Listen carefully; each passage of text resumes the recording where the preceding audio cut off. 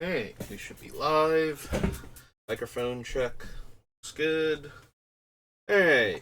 Oh, forgot to actually open the other document. There we go. Bilbo birthday celebrant. Alright, so we're back. We're building more Bilbo. Chocobo's excited. I forget to, I'm never watching the microphone to check. I don't know if you can actually hear the Chocobo chirp when it goes off to let me know that my stream is live. Anyway. So, last time we stopped right before doing Aftermath, so that's where we'll pick up today. Two less of a target's a legendary creature, deals damage equal to twice its power to target creature or planeswalker you don't control. Meh. We're not buffing Bilbo at all, and the other legendary creatures are being chosen for their ability to help us gain life and not die more than their power, so... combat damage to a player. If it has fewer than 4 counters, it gets a counter. Then if it has exactly 4 counters, search your library for a card, put it in your hand, and shuffle. Don't think so. Exiles a creature or planeswalker they control with the greatest mana value among creatures and planeswalkers they control. It does exile, but it's also worded like a sacrifice effect, so we're not getting guaranteed to hit the thing that we want to hit. And its target opponent. If this were each opponent, I could probably make room in the deck for it. Guided by Fate or another enchantment enters the battlefield under your control, put a 1/1 counter. Or an enchanted creature deals combat damage to a player. You may create a token that's a copy of a non-legendary enchantment you control. Do this only once each turn. And he is a 3-mana 2/2. So getting him through for damage on a player is not going to be something we can do consistently, and we're not going to be throwing auras on our guys. I mean, maybe there's a world where I run the double your life whenever this creature connects enchantment from, I think it's original Zendikar or something. But I don't see us running a ton of auras in the deck. Probably that's the only one that even has a chance, and only because it's funny when it works. So no to that. So Calyx himself has to deal combat damage. I do expect us to have a bunch of life-gaining enchantments that would be fun to copy with Calyx, but I don't think we'll be able to get him through consistently enough. Maybe he's still worth considering. Alright. If we put him on the list and then I wind up not running him, I guess that's fine. We've got a lot of cards like that, though. I'm not as certain with this particular build as I have been with some of the more recent ones where I knew exactly what I was doing with the deck. This one, I only have the vague idea of how I want the deck to play out. It's Calyx, Guided by Fate. And the problem is there are a lot of cards that are good in a deck that's doing what this deck is doing, but that win the game in a way other than how I originally planned to. And as I said the other day, if I can win the game the normal way, and I don't, that feels like I'm wasting people's time. If I can just attack for lethal, why am I dragging this out? But if the deck can only win by dragging it out, then that is what I'm supposed to be doing, and that's what I'm playing towards, is to win the way I wanted to.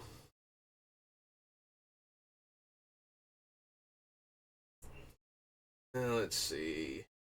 Other human gets +1 power and ward. No.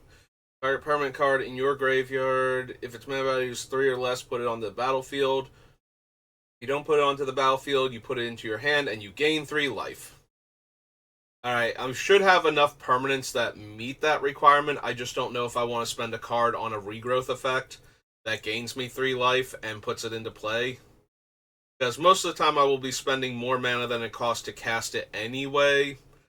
Although most regrowths are around 2 mana, so as long as it's not like a 1-drop, I'm getting a little bit of a discount, but I'm also limiting myself to permanence at that point, and limiting the mana efficiency to low casting cost permanence. Yeah, probably not. Vigilance, Trample, Lifelink. Cast an aura equipment spell from your graveyard. Think so. Choose a planeswalker type. Planeswalkers you control of the chosen type have hexproof. As long as you control a creature, if damage would be dealt to a planeswalker you control of the chosen type, would result in all loyalty counters on it being removed. Instead, all but one of those counters are removed. So this works if we want to do the Gideon of the Trials as one of our ways to not die, since Gideon of the Trials actually cuts off all of the alternate win cons that could kill us, like taking too much commander damage, having 10 or more poison counters. My least favorite way to win currently, other than poison counters, in Thassa's Oracle combos.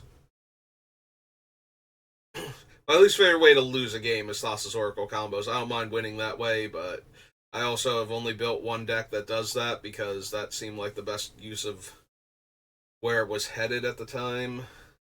Like, if we're going to deck out anyway, we might as well run Thassa's Oracle in addition to the Lab Maniac, like the other Lab Maniac effects. Yeah, do I want Deification? I suppose we put it on the list in case I want to do the Gideon thing. That's the only way we're going to do, like, it's going to be Gideon or we're not doing it. Deification.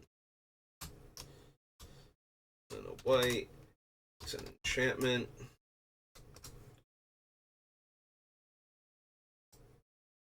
Put 2/1 counters on target non-human creature that entered the battlefield this turn. No.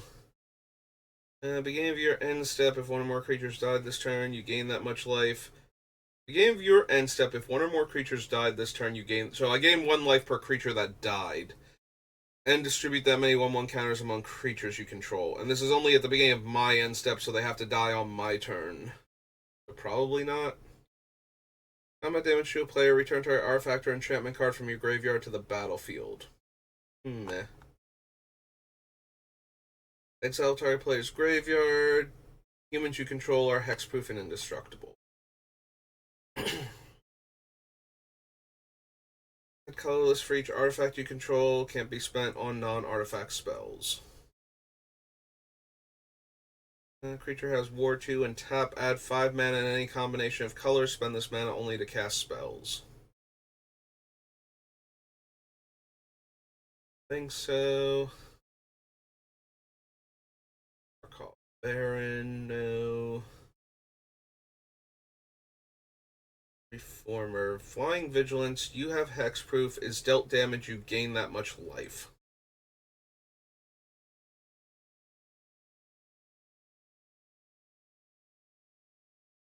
See,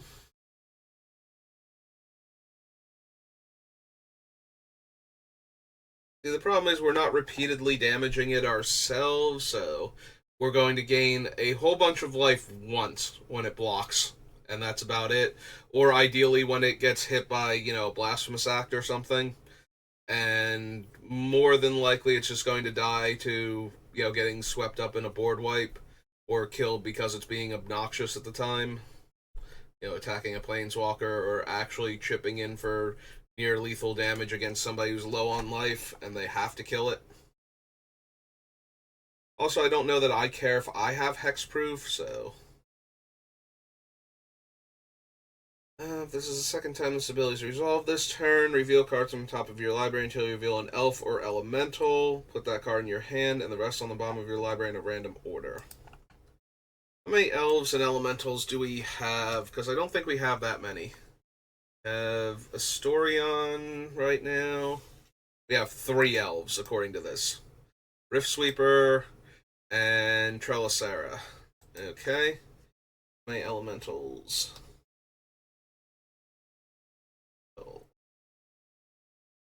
Right now we have Yarok's Fenlurker. That should be possessive. I'm like, I don't have Yarok in the deck. That's not the color scheme. There we go. Fen Lurker. Again, 3. Dread and Purity. I mean, being able to hit Dread consistently would be pretty nice. Like, Dread dies, Dread goes back into our deck. We play a fetch and crack it, we immediately get Dread again. That's not terrible. Maybe then. So back to Aftermath. Oops.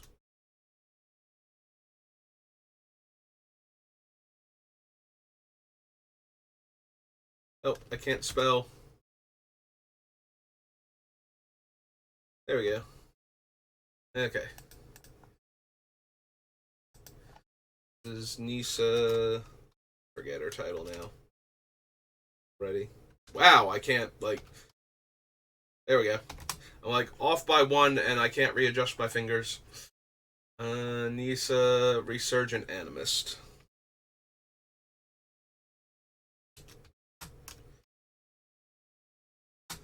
She's 2 and a green for an Elf Scout. We'll have to see, because right now, technically there are 6 cards she can hit, so we wouldn't get Dread all of the time. Like, we have a reasonable chance of hitting other cards, so we'll have to see if we want to run any of the other ones, how many of them we wind up keeping, and then decide. On Nisa. X can't be greater than the number of players in the game. Reveal cards from the top of your library until you reveal X land cards. Put those onto the battlefield tapped and the rest on the bottom in a random order. Don't think so. Flying. Other permanents you control have hexproof. Look at the top card of your library. You may cast angel and human spells.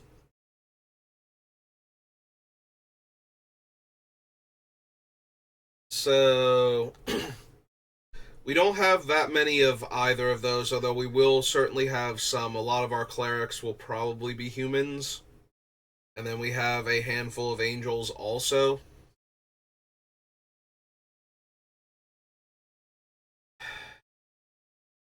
And it gives hexproof to, like, our artifacts and enchantments to ward off various destruction cards.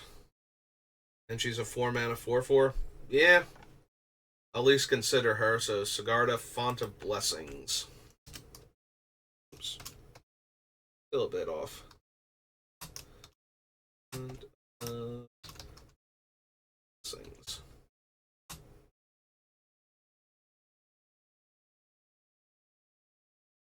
It's 2 white green angel 4/4, I believe. Yep. Okay. Spark Rupture. Draw a card. Each planeswalker with 1 more loyalty. Yeah.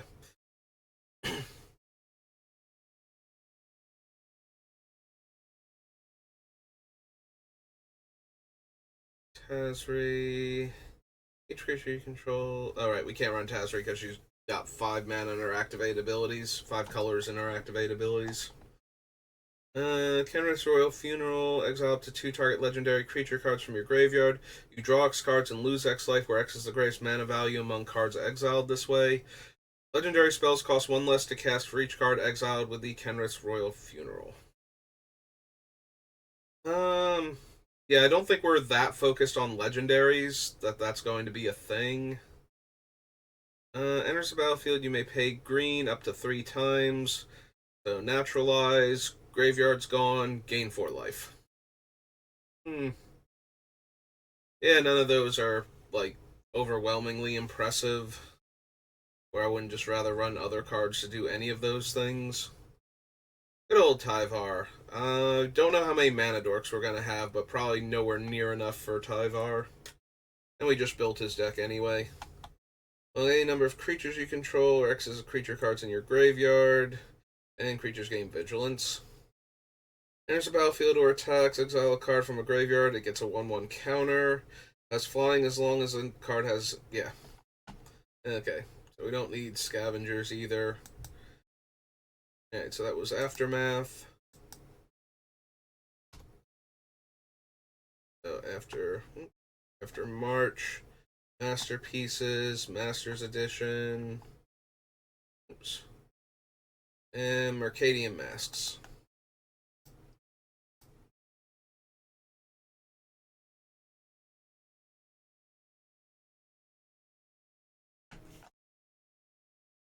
Destroy a creature. It can't be regenerated. No. Yeah, I don't think we went for crib swap, so even if it did exile the creature, crib swap's just better most of the time for us than giving them an extra flyer.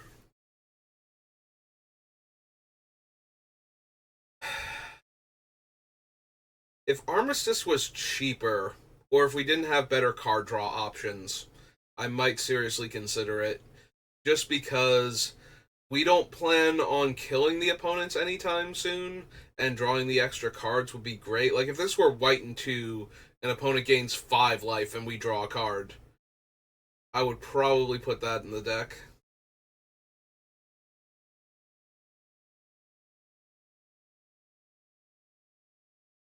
I don't think we need bargaining table.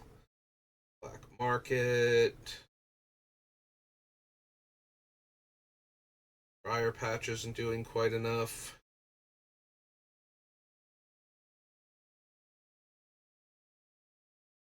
No. No to the mercenaries. Next time a source of your choice would deal damage to target creature this turn, prevent it. Next time a source of your choice would deal damage to you this turn, prevent that damage and you gain life equal to the damage prevented this way. Costs 3 mana and a card to activate, and it's a 1 mana 1/1 otherwise.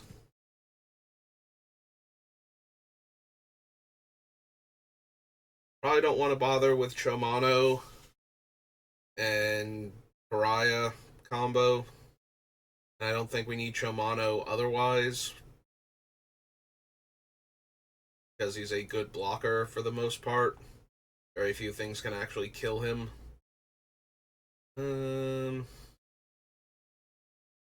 Don't think we need Conspiracy.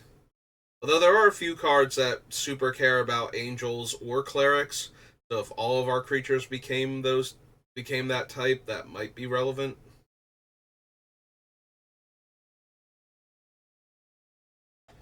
Yeah, I don't think we need Crackdown either. Crackdown could be useful in a deck like this because then attacking with your non-white creatures means they won't untap until Crackdown goes away, but not anything I think I need. Dawn Strider can fog by discarding a card.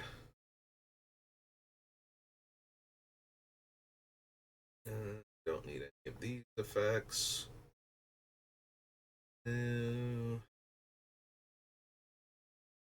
Comes blocked, you gain 2 life. Yeah, I think we can do better than a 5 mana 2/4 for that effect. Desert Twister, Dust Bowl. No. Cards that player discards those cards. No. No. Food Chain.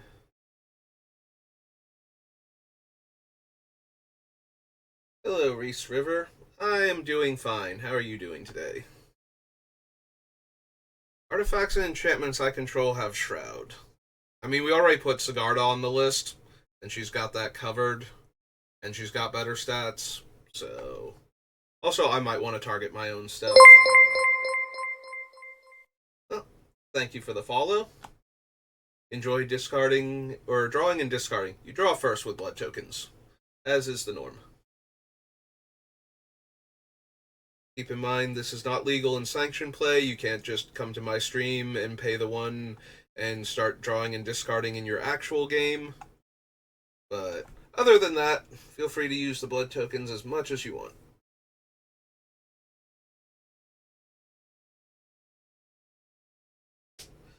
Ah, that's good to hear. Gain 1 life for each card exiled this way. Eh. We can do better with both our graveyard hate and gaining life for cards going out of the graveyard. Right, Scavenging Ooze. Scavenging Ooze agrees. Don't need to give our stuff fear. No. Shroud that badly. Oh, I work as a short order cook, doing grill work and whatnot.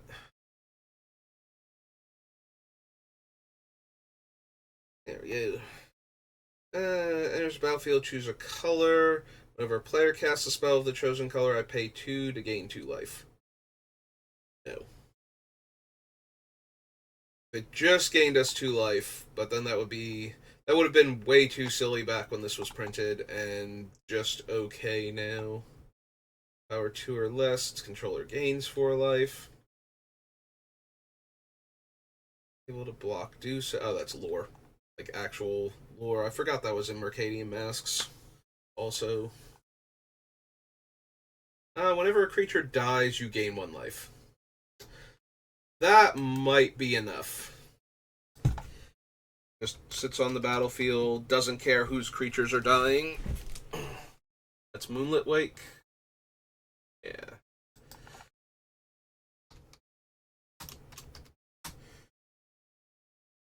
Two white enchantment.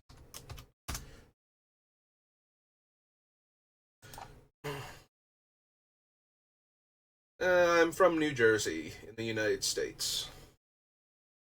And where are you from? Whenever a creature you control deals combat damage, you gain that much life. So this is good if we leave in all of the angels and all the angel makers. It's terrible if we just have all of these soul sisters lying around and they're, 1 power and they're not being good at attacking.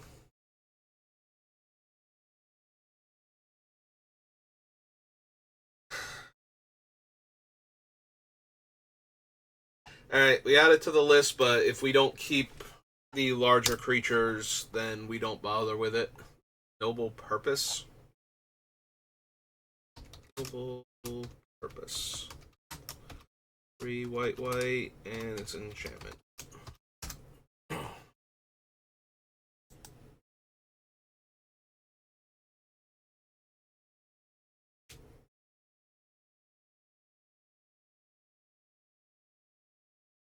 Ah. Whenever it was dealt combat damage, you gain that much life. So the same as our angel friend that we passed on, except more mana and no flying. And I don't gain hexproof. Yeah, sorry, Pious Warrior. You are strictly worse for the most part than a card that I already passed on.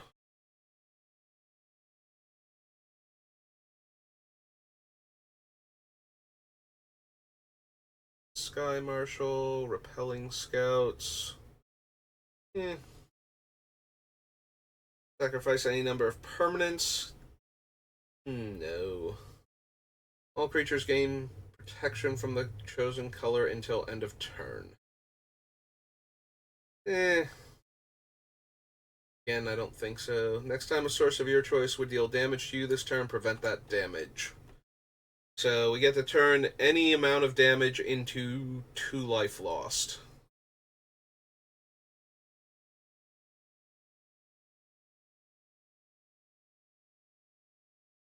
Also, it prevents the damage and I lose 2 life, so we wouldn't take commander damage while Righteous Aura is in play. Or infect damage.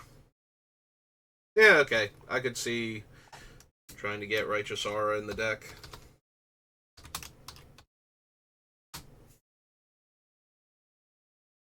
I'm gonna be honest, Reese. Probably not. I already have an artist that I work with for that sort of thing, so I just recently commissioned her to do some stuff for me, so I'm not really looking for anything like that at the moment. I appreciate the offer, though.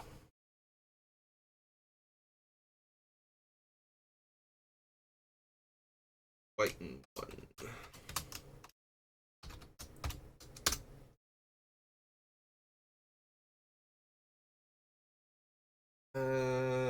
Rashad and Pawn Shop. Port. Brushwood Elemental. No. Generate target creature. Nope. Ants. Only if you control no creatures. God, security detail is awful. That's the rampant growth one. Opponent casts a blue or black spell, make a 1/1 snake. Go to Snuff Out. No. Spiritual Focus. Whenever a spell or ability opponent controls causes you to discard a card, you gain 2 life and you may draw a card. I don't know how many discard effects I normally run into is very low, unless it's something like Tegrid, in which case I'm way more concerned about what they're getting than gaining life and getting back more cards for them to make me discard again. Yeah, you probably don't need that. Yeah, I think I prefer Righteous Aura over the Story Circle. That way we don't have to limit ourselves to the one color at the time and guess ahead of time which one we're worried about.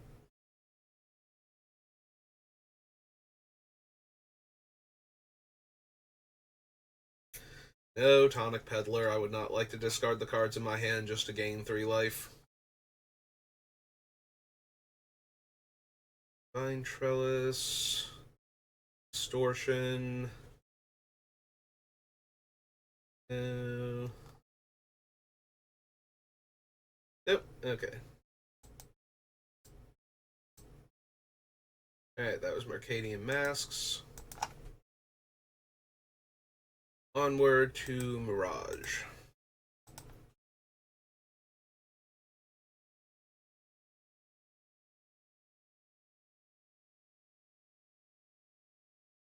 Nope. Afterlife again. Comes in with 3 counters. Put a counter on a creature. Runs out of counters. Sacrifice it.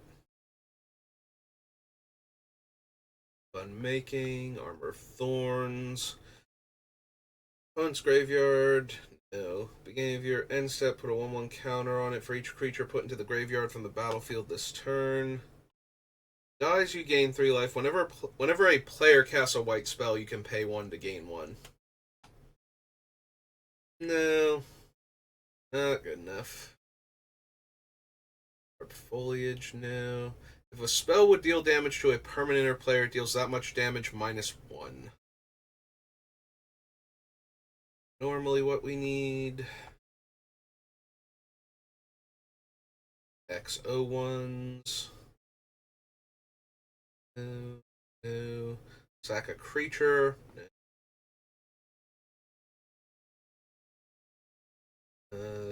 Definitely no to cycle. Dazzling Beauty. Enchant black creature has cumulative upkeep 1 life. When it dies, its controller loses 2 life. The target attacking creature, no. Taps all basic lands they control, no. This one, gain 1, exile 3 cards, gains fear.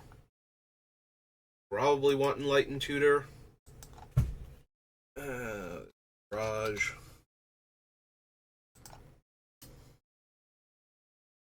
Enlightened. Wait. Instant. Check. Pay 1 life, prevent the next 1 damage that would be dealt to Ethereal Champion this turn. Think so. As long as his controller controls another creature. Damage, flanking, floodplains, fog, Foratog, Forbidden Crypt, Definitely noted Forsaken Waste.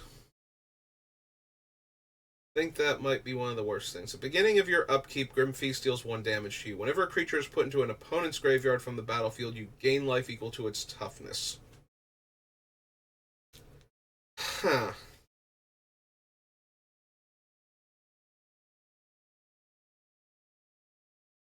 Like, we should already be able to gain enough life. Like, I was already interested in the card that gains me life just for a creature going to the graveyard. The idea that I will gain even more life every time an opponent's creature dies, assuming it has more than 1 toughness, or doesn't die like negative X effects. Hmm. Like, we should be able to offset the 1 life that we're losing by suddenly gaining a large amount of life, from a Wrath or something, so I'll consider that at least. It's possible it loses out to the other one just because that works on our creatures too and doesn't cost us life, but and doesn't care how big the opponent's creatures are. So there will be times when that would just be better, but I feel like this one most of the time is going to be better. I think the biggest downside is that we exile all of our opponent's stuff to try and win the game that way by just depleting their resources that they have to work with. So that's going to be a minor issue, but their stuff should still die just because we're playing Magic and somebody else is going to kill their things. Counter target artifact or enchantment spell its controller gains life equal to its mana value. Yeah, not as good as countering a creature would be. Tap target creature, prevent the next 1 damage. Gain control of target non-artifact, non-black creature that attacked you this turn and put a -1 power counter on it.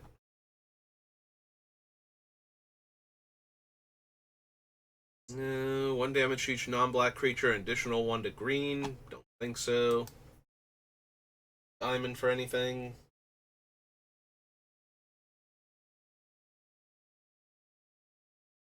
Green creature card from my hand into play.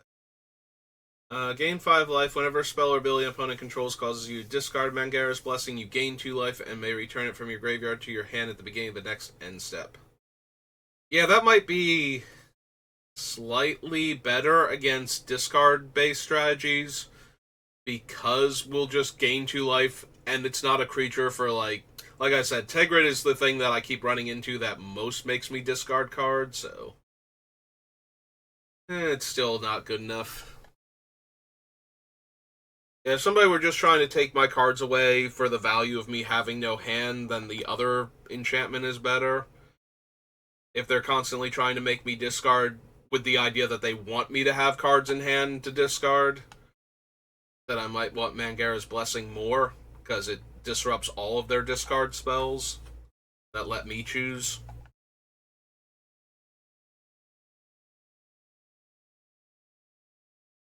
To its owner's hand, and return target Griffin card from your graveyard to your hand. Activate only during your upkeep. Think so. You and an opponent each choose a card name other than a basic land. Spells with the chosen name can't be cast, and lands with the chosen name can't be played. I think I would rather just run the ones that don't let our opponents potentially take out one of our cards if we're the issue, rather than letting them also mess with the opponents. Like, I choose somebody, we got a 4-player game, I name a card, they name a card, and then we're hating on the other 2 players in the game. Prismatic Circle. Whenever a non-token creature is put into your graveyard from the battlefield, exile that card. At the beginning of your upkeep, you may pay 4 and 2 life to return the card to the battlefield.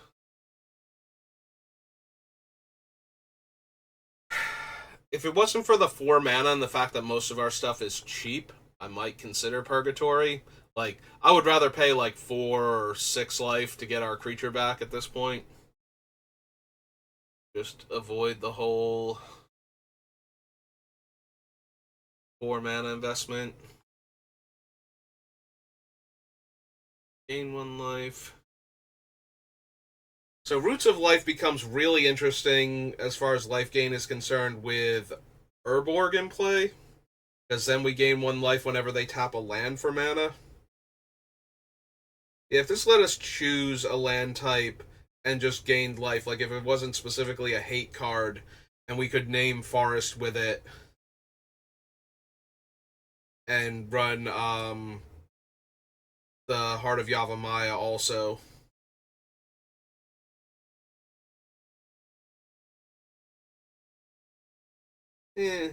Probably not worth it. Like the Urborg in the deck is free to set this up, but without Urborg, this isn't really doing much. And we have to choose swamps, even if most of our opponents have islands at that point, because everything will become a swamp later on, whereas their like non-basic blue sources won't matter, and we can't make everything an island just to mess with them.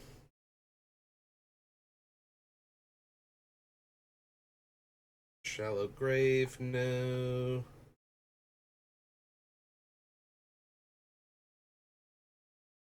Hmm. The problem is she's a 7 drop. Like, if I could just have Shaku be in play and lose 3 life every turn, but I'm exiling a creature every turn, I think I would actually be okay with that as a repeatable exile effect. Like, I don't care that Shaku can attack because that's not my, ultimate game plan, and I should be able to gain life to outpace her if she's exiling every creature every turn. Non-creature artifacts have Shroud. Yep, still doing better with my other one. No superior numbers. Elm towards darts. Storm.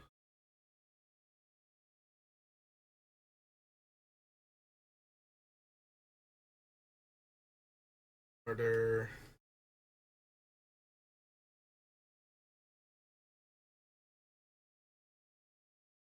Hmm. Unfortunately, only counters a spell. If it countered a spell or ability that targets an enchantment, maybe. Gain control of enchanted land at the beginning of your upkeep. Untap enchanted land. You gain control of that land until end of turn.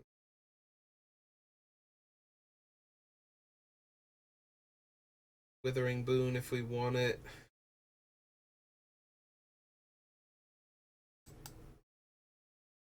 I suppose once again I will put it on the list and probably wind up cutting it later on when I'm looking at all my other removal. As I keep doing.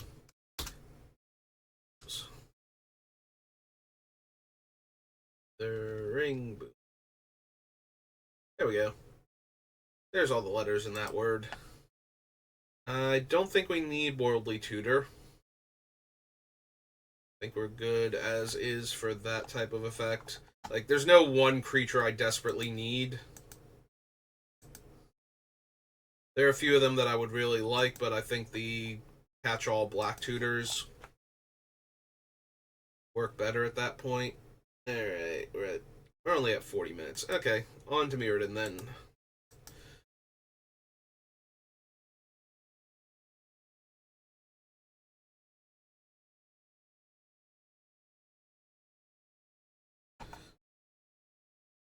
Yeah, see, Shaku costs 7, but only taps to exile the thing. And then we have Altar of Shadows here, which costs 7 to cast, 7 to activate. Eventually it becomes free to activate every turn, but Shaku is just 3 life, and I get to immediately start exiling things without using my mana after that, so. If she weren't 7 mana, I would actually put her in the deck. Like, 5 mana, I would probably do it. Maybe 6. Like, if she were costed like, Basara the Dreadful, maybe. Just to have a repeatable exile effect. Tap target artifact. Next time target creature would deal damage this turn, prevent that damage. You gain life equal to the damage prevented this way. I think so. Or untap. Nope. Okay, Blink Moth Urn, no. Bottle Gnomes, no. Counter target activate ability of an artifact source, no. Add triple colorless. Don't need the clockwork creatures. Doom Spirit. Contaminated Bond. Creature untap permanent your opponent controls. Falling Scales. The abilities of artifacts and creatures can't be activated unless they're mana abilities. I mean, a lot of our things are triggered abilities, but I imagine I'm going to have some. And we're going to be running like Soul Ring and whatnot. Even if we are ramping primarily with green ramp spells.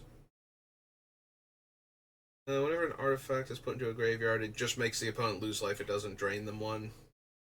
If it drained them one, I would seriously consider that just as an anti-treasure thing. Duplicant.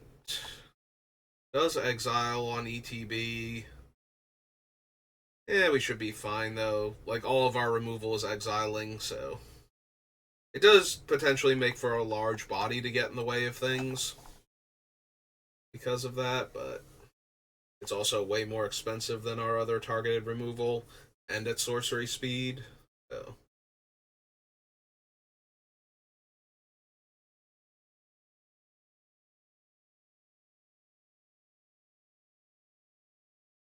For artifacts... think we need Gilded Lotus.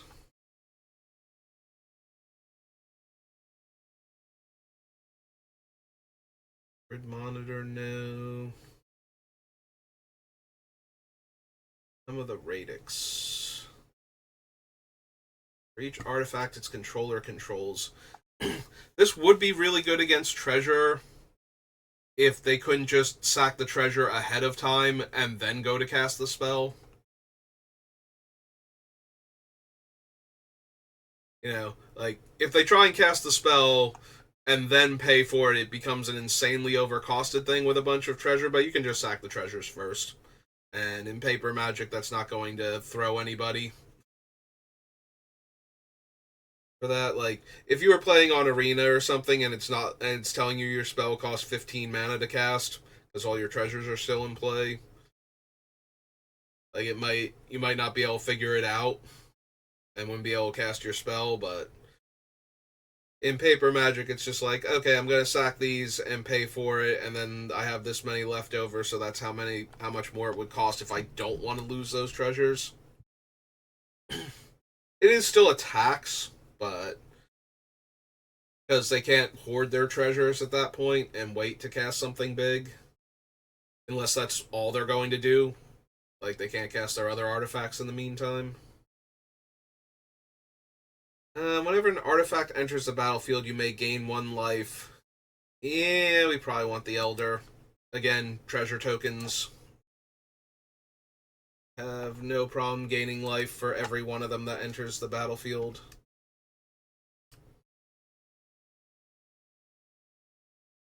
In Elder. White for a cat cleric.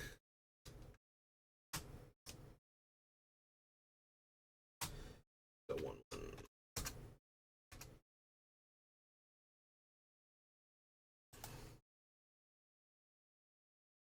Yeah, we don't need the Abunus.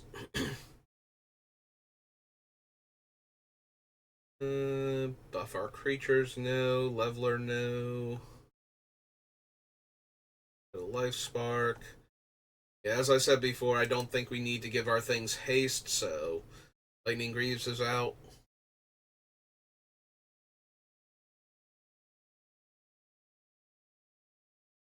Punisher, Peacekeeper.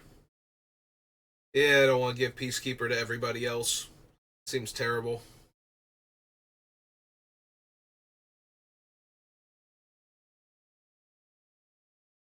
Luminous Angel.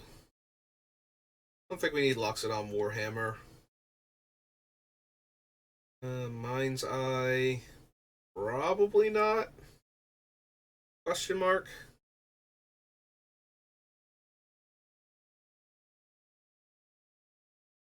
Mindstorm Crown, Mirror Golem, Boulder Slug,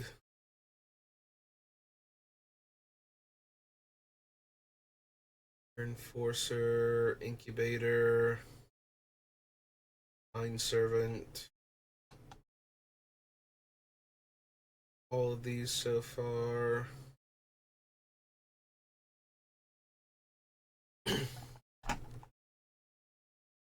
Nightmare Lash, Nim Devour, Lasher, Replica.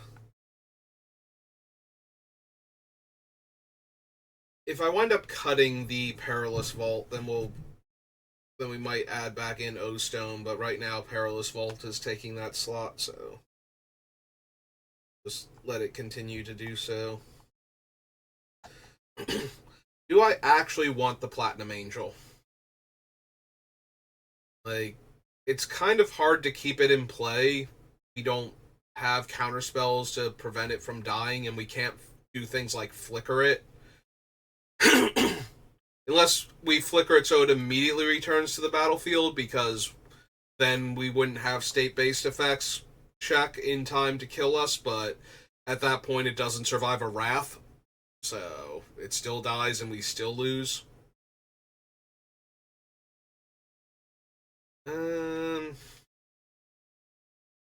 And it's not like it removes the poison counters or the commander damage, so we still die to those if it goes away also. So it's only really saving us from, like, opponent did a thing, they were about to win the game, they couldn't win the game, that thing is now over, so we don't have to worry about it, like, basically things like Thassa's Oracle, where it's like, oh, I won the game because this board state happened, and then it's like, no, but you didn't, and then they can't re-trigger the Oracle later on after the Angel goes away. It dies or something, like their Oracle dies, and they can't get it back. That's like the only thing Platinum Angel is really stopping the other players from um, winning the game through, like a door to nothingness or something.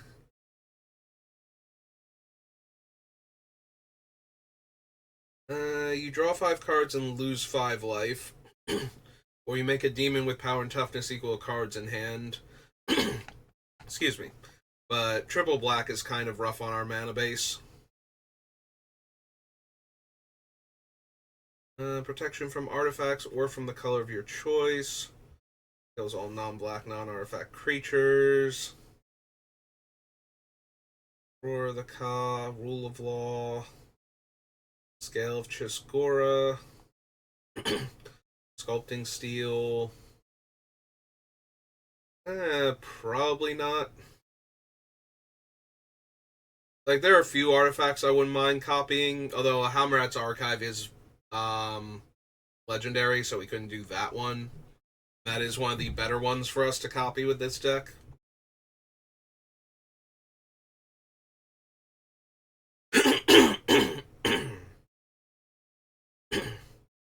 Solar Tide.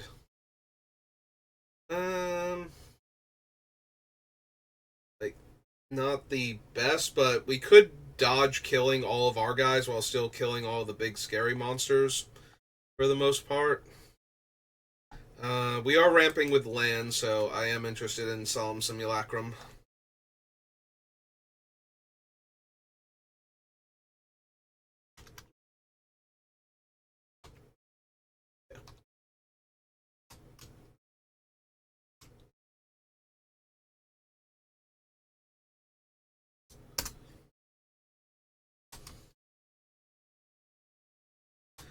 Or Golem.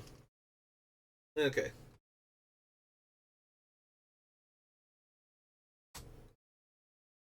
Yeah, I can never remember Sad Robot's creature type. I always want him to be a construct. Exile target attacking creature and all equipment attached to it. I mean, how often does that actually come up? Like, yes, there are a handful of very scary equipments. Blade of Selves, Helm of the Host, Commander's Plate, but that might give it pro white. Conqueror's Flail, but then we wouldn't be able to cast spells on their turn, so we wouldn't be able to exile their attacking creature then. A few others. But we can't hit Greaves or Boots creatures unless we take away the effect anyway, and then why are we spending 5 mana to exile it if we can just spend 2 extra mana on our 1 mana spell and tap our land to take away Hexproof and Shroud until end of turn? I don't think there's any specific land we need to go find with Sylvan Tutor, so probably don't need that. The player casts a creature spell, that player adds green. Pro artifacts, pro artifacts.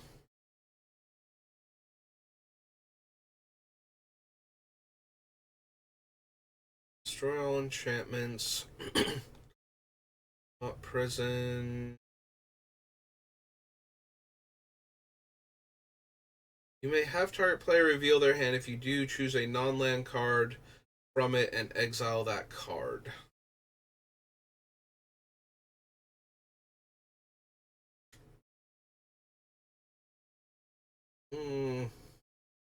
Ultimately, probably not. I am imagining just blinking this with Teleportation Circle, because I don't really care about what the color or the mana value is. I don't mind taking some amount of damage. I just want to keep taking their thing away.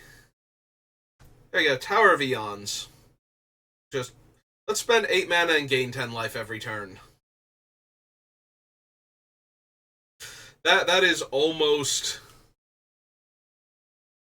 enough life from one source repeatable to make me consider that, but ultimately I'm not spending our entire turn every few turns to just randomly gain like 30 life or something. That seems like not the best. Like, if we have to use this, then we're in really rough shape and probably need to be doing other stuff, and if we don't have to use this, then also if we draw 4 cards while we have anything that gains me life when I draw cards in play, then I'll be gaining almost as much life anyway and actually getting 4 cards, so probably don't need that.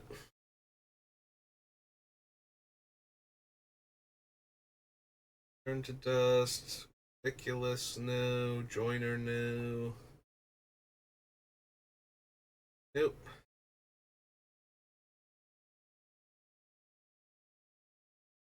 Yeah, no, I did want to pause and consider the idea of just having an artifact that lets me gain 10 life a turn, but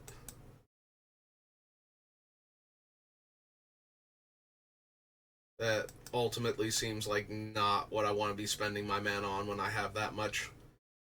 You alright, Gatherer? You seem to be running awfully slow right now. There's an actual loading time every time I change my search parameters. That seems excessive.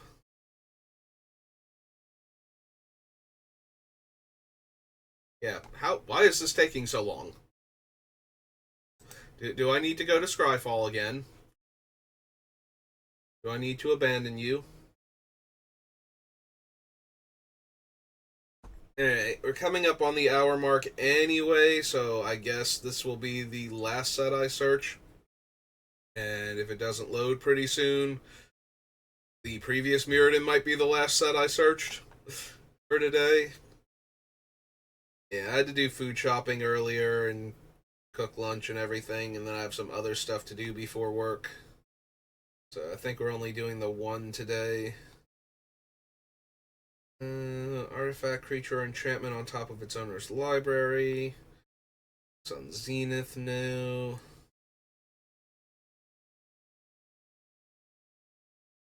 Player loses 4 life. The War Zone. Need Corrosion. Offering. Dross Ripper. Whenever an artifact is put into a graveyard from the battlefield, you may gain 5 life. My god, that thing against treasures. Every time an artifact dies, I get to gain 5 life. That might actually be silly enough to be worth including. Like, yeah, it's a 6-drop, but the upside of every time an opponent gets treasure after that, we get to gain 5 life if they use that treasure, or if that treasure explodes to board wipes and whatnot. Fangren Marauder. I don't know that this will actually be good enough, but the upside just looks so entertaining that I really want to try it. Since I'm already focused on being a life gain deck anyway. I could see that being one of the cards that's on the list until almost the end, and then I just have to cut it because it's a 6-drop. Like, if it had that ability on, like, a 3-drop or something, I don't think I could cut that card. I think it would come down too soon against treasure-based decks, and that would just be way too funny. Or decks that just happen to run, you know, your Smothering Ties and Dockside Extortionists and no other treasure makers. Just those things would be enough for this card to pop off. Has to be a green creature specifically with Green Sun Zenith, so probably not. The Legion, Knowledge Pool, Relic Water.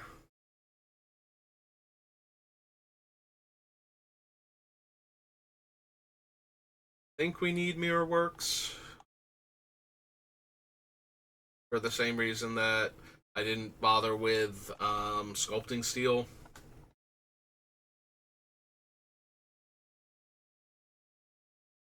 Sorry, Peace Strider, you're not quite where I need to be. No, you're trying, but it's okay. You were great in this limited format when I had, my Mirror Works and I'm just making extra copies of you each time. Good times. I don't think we need Praetor's Council. This deck seems like it has a relatively low curve overall. And I feel like I'm ramping to like 5 drops, not to like 8+ drops.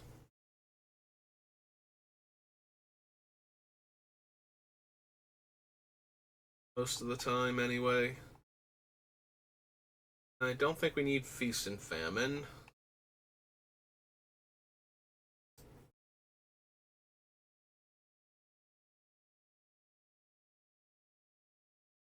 Second creatures gain Flying and Lifelink. Yeah, no. 6 mana 4/4 that needs to attack is not where I want to be at. Don't need the Disruptor or the Emissary or White Sun Zenith. Alright, so we're right at the hour mark. And I do have a couple other things I need to do before I go to work, but I did want to work on Bilbo a bit more because I believe the Lord of the Rings set releases tomorrow. So I'll probably be working on Bilbo again tomorrow, since the initial release is normally, puts a lot of strain on the servers for a few hours, and then I have to go to work after that anyway. So maybe when I come home Tuesday night from work, might possibly do a draft, but it's more likely on Wednesday. Instead of working on Bilbo, I'll do a draft or two, and then from there I'll probably want to draft the set a whole bunch unless I'm losing a lot and, hemorrhaging gems. But yeah, that'll do it for me for today. So thank you for watching, and I will see you next time. Have a good rest of your day.